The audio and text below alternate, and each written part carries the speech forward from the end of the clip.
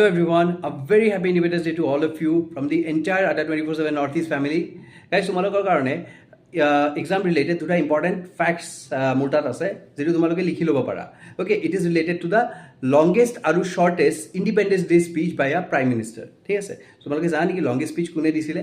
এই বছৰ আমাৰ present Prime Minister Narendra Modi ডাঙৰীয়াই দিছিলে. 98 মিনিটৰ স্পিচ আছিলে আৰু shortest কোনে দিছিলে?